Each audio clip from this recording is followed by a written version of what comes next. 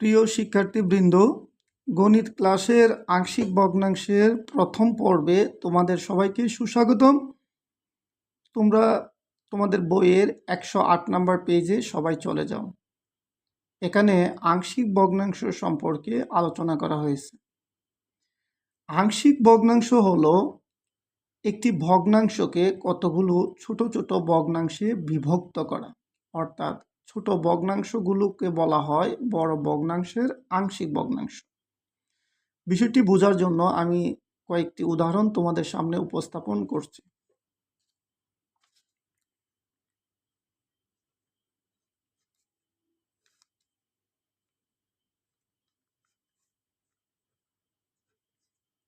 দেখো, আমি এখানে একটি ভগ্নাংশ লিখছি। এটা হচ্ছে আমাদের মেইন ভগ্নাংশ বা বড় ভগ্নাংশ, যার আংশিক ভগ্নাংশ আমাদেরকে বের করতে হবে। তাহলে সাপোজ ধরো এই ভগ্নাংশটিকে আমরা দুইটা ভগ্নাংশে বিভক্ত করব। কয়টা ভগ্নাংশে বিভক্ত করব? দুইটি ভগ্নাংশে।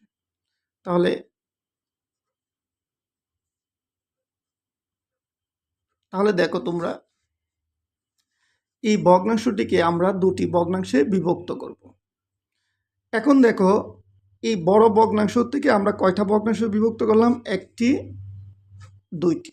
তাহলে এই দুইটা ভগ্নাংশকে বলা হচ্ছে এই ভগ্নাংশের আংশিক ভগ্নাংশ। দ্যাট মিন্স এই ভগ্নাংশের আংশিক ভগ্নাংশ একটা হচ্ছে কয়টা? দুইটা। তাহলে আংশিক ভগ্নাংশ কি দাঁড়ালো? একটি ভগ্নাংশকে কতগুলো ছোট ছোট ভগ্নাংশে বিভক্ত করা। আমি আরেকটা ভগ্নাংশ তোমাদের সামনে লিখছি। সাপোজ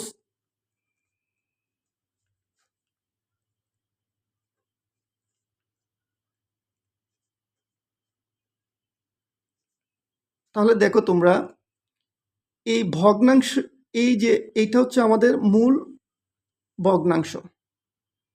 এখন এই ভগ্নাংশকে আমরা নিয়ম অনুযায়ী তিনটি ভগ্নাংশে বিভক্ত করতে পারব। কয়টি ভগ্নাংশ? তিনটি ভগ্নাংশে আমরা বিভক্ত করতে পারব। তাহলে দেখো, এই ভগ্নাংশ থেকে আমি কয়টা ভগ্নাংশ করলাম? একটা, দুইটা, তিনটা। তাহলে এই তিনটা ভগ্নাংশকে বলা হচ্ছে এই ভগ্নাংশের আংশিক ভগ্নাংশ। দেখো, এই তিনটি ভগ্নাংশকে বলা হচ্ছে এই ভগ্নাংশের আংশিক ভগ্নাংশ।